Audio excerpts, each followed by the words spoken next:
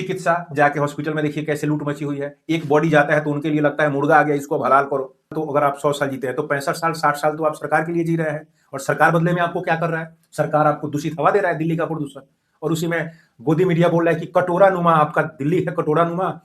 अरावली के पर्वत से उधर से हवा इधर आ नहीं पाता है, तो ये ऐसे ही रहेगा कब? जब बीजेपी की सरकार है। और जब केजरीवाल की सरकार थी तो बोला जाता था कि दिल्ली वालों ने क्या गुनाह कर दिया कि ये शुद्ध वातावरण का शुद्ध हवा नहीं ले सकते हैं। इस मीडिया से ये उम्मीद करते हैं इस तरीके की बातें बताएगा। हम जिस देश में रह रहे हैं उस देश में क्या कंज्यूम कर रहे हैं इसके बदले में? तो आप कंज्यूम क्या कर रहे हैं? हवा, जहरीली पानी। देख सकते हैं किस हिसाब का पानी, मतलब सब आदमी, सारे आदमियों को अलग अलग आरओ की व्यवस्था क्यों करनी पड़ेगी जब इतना टैक्स दे रहे हैं तो? आपका 1 रुपया भी जमा नहीं रहेगा। आपने यहाँ पे टैक्स दे दिया तो ऐसा नहीं कि 1 करोड़ रुपया टैक्स नहीं लगेगा। यहाँ दे दिया, गाड़ी में दे दिया, पेट्रोल में दे दिया, टोल टैक्स में दे दिया। अब इन सारा सिस्टम के बाद आप। नमस्कार गाइस, सच्चाई से रूबरू चैनल में आपका स्वागत है। मैं रवि मिश्रा। आज एक बेहद भयावह डेटा लेके आया हूँ, रिपोर्ट। आप देखेंगे आपकी भी अंदर से मतलब आत्मा हिल जाएगा। ये सिस्टम है, और इसी के लिए एक लाइन नीचे लिखे हुए हैं, आप देख सकते हैं। इस पूरे सिस्टम का सार, धोखा कलयुग का प्रसाद है। लाइन में लगे रहिए, बारी बारी से सबको मिलेगा। और ये धोखा कोई 14 फरवरी का धोखा नहीं है, ये धोखा सरकार द्वारा जनता को दिया गया धोखा है, और जनता को बनाया गया बेवकूफ है। किस तरीके से, आप खुद देख लीजिए। अगर आप किसी भी तरीके से, कितना बेरोजगारी है, क्या शिक्षा का स्तर है, क्या चिकित्सा का स्तर है, वो सब हटाइए। एक बार किसी भी तरीके से आप साल में 1 करोड़ रुपए कमाने तक का सिस्टम अगर आप जनरेट कर लेते हैं, तो आप सोचिए एक बार कि आप सरकार को कितना देंगे। ये स्लैब है टैक्स रेट, 0 से 3 लाख का 0%, 3 से 6 लाख का 5%, 6 से 9, इस तरीके से करके आपकी कमाई 15 लाख से ऊपर होती है तो 30% का टैक्स सरकार आपसे लेता है। जी हाँ, अगर आप 1 करोड़ कमाते हैं, 1 करोड़ में टैक्स स्लैब के हिसाब से करीब करीब 27 लाख रुपए प्लस सरचार्ज वगैरह मिला के, एजुकेशन से सरचार्ज मिला के करीब करीब 32 लाख 29 हजार रुपए आप टैक्स देंगे। मोटा मोटा 32 ही मान लिए चलिए, 32-32.5 लाख रुपए आप 1 करोड़ से टैक्स देंगे। उसके बाद आपके परिवार में, आपके घर में इच्छा कोई करता है कि एक बढ़िया सा गाड़ी ले लें। आप चले गए शोरूम, 45 लाख की अगर गाड़ी पसंद करते हैं, ऑन रोड कीमत बता रहा हूं, ऑन रोड कीमत अगर 45 लाख की गाड़ी लेते हैं तो करीब करीब आपको 45 लाख की गाड़ी में 15,10,000 रुपए टैक्स हो जाएगा। कैसे? अप टू 40%, 40% जीएसटी यहाँ पे करेंगे, लगभग 12 लाख रुपए। रोड टैक्स 3 लाख, रजिस्ट्रेशन और सारा कुछ मिला जुला के करीब करीब 15,10,000 रुपए, 30 लाख लगभग गाड़ी की कीमत, और प्लस 15,10,000 रुपए आपको उस पर टैक्स और ये सारा रजिस्ट्रेशन वगैरह सब कुछ देना पड़ेगा। मतलब 45 लाख में 15 लाख यहाँ टैक्स दिए। 1 करोड़ कमाए, 32.5 लाख के आसपास दे दिए। कमाए हुए पैसे, टैक्स देने के बाद बचे हुए पैसे से कार खरीदने गए, 30 लाख कार की जिसकी वैल्यू होगी, उस पर टैक्स लग गया 15,10,000। तो यहाँ पे आपने 32 लाख दिया, यहाँ पे 15 लाख, लगभग मोटा मोटा 47 लाख आपने दे दिया। 1 करोड़ के कमाई में से 47 लाख अभी दे दिया आपने। 10-15 दिन समझिए, आप कमाए तुरंत आपने खर्चा किया तो ये हो गया करीब करीब 47 लाख, लगभग 50 लाख, 50-50 पे आप आ गए। अब देखिए, गाड़ी अब ले लिए तो गाड़ी में डलेगा पेट्रोल चाहे डीजल। अब गाड़ी में पेट्रोल डीजल डालने के लिए देखिए, फ्यूल का दिल्ली में बेस प्राइस है 55 रुपए 66 पैसे, डीलर कमीशन 3 रुपए 77, सेंट्रल टैक्स हो गया, स्टेट वैट हो गया, ये सारा मिला जुला के 94 रुपए 72 पैसे फ्यूल का प्राइस हो गया दिल्ली में। 94 रुपए में से करीब करीब जिसमें 35 से 40% लगभग ये टैक्स हो गया। यहाँ पे एक 40% गाड़ी का दिए, ऊपर से फ्यूल का 40%। अगर आप मोटा मोटा 1 लाख किलोमीटर चलाते हैं और 6 रुपए किलोमीटर अगर आपका फ्यूल का कंजम्पशन है, मान लीजिए चाहे 5 रुपए, तो 5 लाख का अगर आपने पेट्रोल लिया तो 5 लाख में 40%, 5 लगभग 2 लाख रुपए आपने यहाँ पे भी टैक्स दे दिया।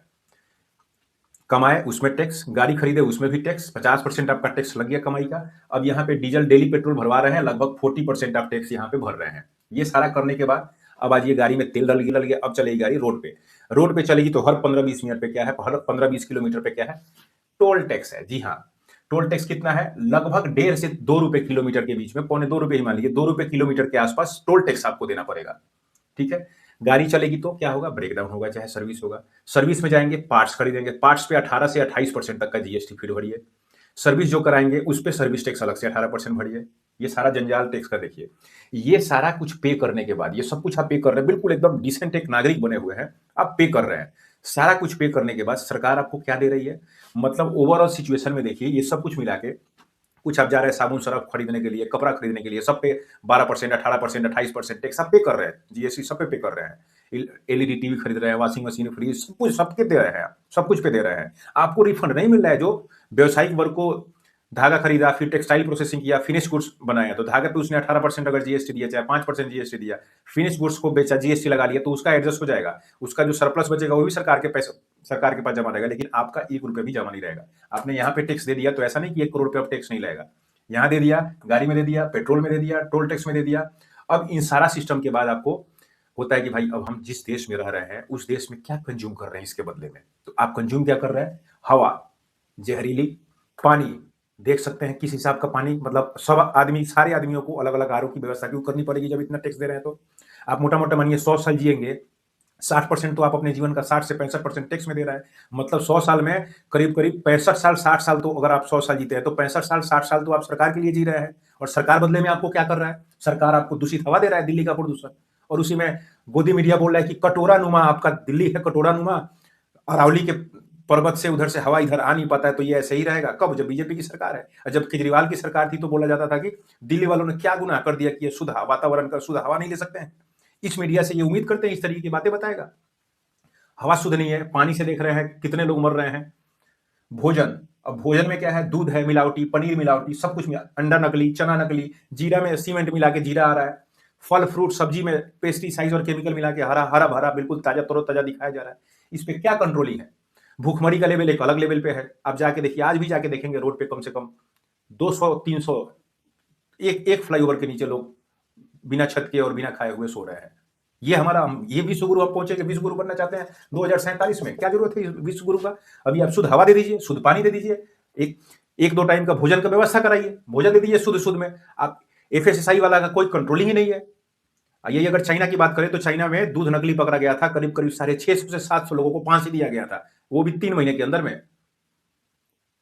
कपड़ा पे जीएसटी दे रहे हैं, मकान बना रहे हैं, गलती से थोड़ा बहुत पैसा सेव कर लिया 18%, मकान बनाने के लिए रजिस्ट्री कराने जा रहे हैं तो वहां पे आपको स्टैम्प पेपर खरीदना पड़ रहा है, वहां पे टैक्स दे रहे हैं।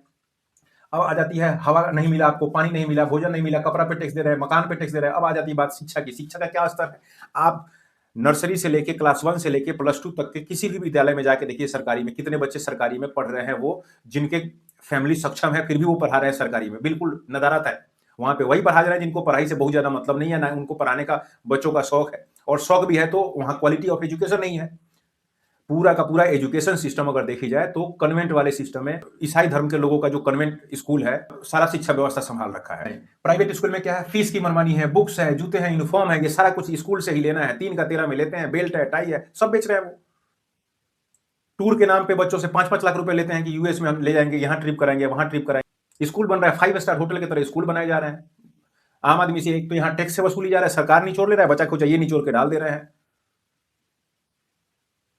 शिक्षा में कुछ भी नहीं है, जीरो है शिक्षा। अशिक्षित आदमी शिक्षा मंत्री बन रहा है, जिसको ना सिस्टम का पता है, ना किस तरीके से बाहर के कंट्रियों में 80% बच्चों का ब्रेन 80% 6 साल के अंदर अंदर में डेवलप हो जाता है। ये साइंटिफिक रिसर्च बता रहा है, डेवलप कंट्री में, जापान में, साउथ कोरिया में, कि बच्चों का जो ब्रेन है वो 6 साल के अंदर अंदर में 85% बढ़ जा रहा है। आप हमारे यहाँ जाके देखिए, हमारे यहाँ 6 साल में पहली क्लास में बच्चे का एडमिशन होगा सरकारी स्कूल में, और प्ले नर्सरी इधर चलते रहे, कोई दिक्कत नहीं है प्राइवेट में। एक भी स्कूल बताइए कि टॉप 10 अगर 10th तक के 12th तक के अगर बच्चे पढ़ते हैं, टॉप 10 स्कूल में सरकारी स्कूल के बच्चे पास करते होंगे। आखिर ऐसी व्यवस्था क्यों नहीं है? 60% तक एक आदमी टैक्स देता है, उसके बाद भी उसको शिक्षा नदारत है। चिकित्सा, जाके हॉस्पिटल में देखिए कैसे लूट मची हुई है। एक बॉडी जाता है तो उनके लिए लगता है मुर्गा आ गया, इसको अब हलाल करो। अगर जिंदा आदमी जाता है तो उसको बिल्कुल उसमें पता नहीं, एक दिन में 20-20 हजार के मेडिसिन डाल देते हैं आदमी के अंदर। ये हमारा टैक्स का पैसा है। चिकित्सा में बिल्कुल जीरो है, शिक्षा है ही नहीं। अब इसका अगर समरी देखें, एजुकेशन में जीरो है, हेल्थ में जीरो है, रोड में 4 लेन जा रहा है, जाते जाते कब 2 लेन हो गया पता ही नहीं है, और इंजीनियर भूल गया है। इतना बड़ा बड़ा सा पत्थर रोड पे गिरा हुआ है। आप दिल्ली से लेके और एक बार आप अमृतसर के बीच में जाइए, देखिए कम से कम हर 100 मीटर पे रेलिंग टूटा हुआ रेलिंग मिलेगा, हर 100 मीटर आपको नाला उखड़ा हुआ नाला मिलेगा, रोड पे गिरा हुआ पत्थर मिलेगा, किनारे में घास जमी हुई मिलेगी, और रोड ऊपर ऐसे ऐसे इम्बैलेंस करके रोड चलेगा। रोड कहीं कहीं धंस गया है, ज्ञान ही नहीं है किसी को, पता नहीं सुपरविजन कौन करता है, कौन मेंटेनेंस का ठेका देता है इनको, और मेंटेनेंस के ठेके के ऊपर मॉनिटरिंग सिस्टम क्यों नहीं है। और कहीं भी रोड निकलना चाहिए, चढ़ना चाहिए, पुल के ऊपर निकलना चाहिए, पुल खत्म हो जाए तो चढ़ने के लिए हाईवे पे है, ये बात नहीं है। आप जाके देखिए मुरथल में, दिल्ली से अगर आप अमृतसर की तरफ जा रहे हैं, मुरथल एक जगह पड़ता है दिल्ली से पानीपत के बीच में, मुरथल में हर होटल के सामने लाखों रुपए दे दिए हैं चुमावन, उसके बाद हर जगह पे अवैध कट खुला हुआ है, हर पेट्रोल पंप पे अवैध कट खुला हुआ है, कोई मॉनिटरिंग सिस्टम का है ही नहीं। टोल टैक्स लेते जाओ, गाड़ियों पे टैक्स लेते जाओ, आम आदमी पता नहीं कहां जाएगा। Education zero, health zero, road zero, electricity. जितने भी बिजनेस वर्ग के लोग जो फैक्ट्री चलाते हैं उनसे जाके पूछिए, उनको 20-20 लाख का जेनसेट रखना पड़ता है स्टैंड बाई में, कि इनका पता नहीं है कब इलेक्ट्रिसिटी बंद हो जाएगा, कोई नोटिस नहीं, कोई इसकी वैकल्पिक व्यवस्था नहीं है।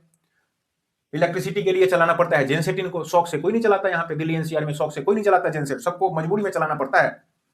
सेफ्टी है ही नहीं, आप देख सकते हैं। अभी अभी कल के न्यूज में एक आया हुआ था कि एक 46 साल के व्यक्ति 20-22 साल के उम्र में उनके ऊपर रेप का चार्ज लगा, और 46 साल के उम्र में वो वहां से रिहा हुए, और तब इलाहाबाद हाईकोर्ट ने बोला कि नहीं, मतलब इन्होंने गुनाह किया ही नहीं था। ये हमारा जुडिशियरी सिस्टम है, और सेफ्टी है, कंसर्न है, लॉ रेगुलेशन जुडिशियरी सिस्टम। आप थाने में चले जाइए एक रिपोर्ट लिखवाने, फिर आपको पता चलेगा कि किस तरीके का सिस्टम काम करता है।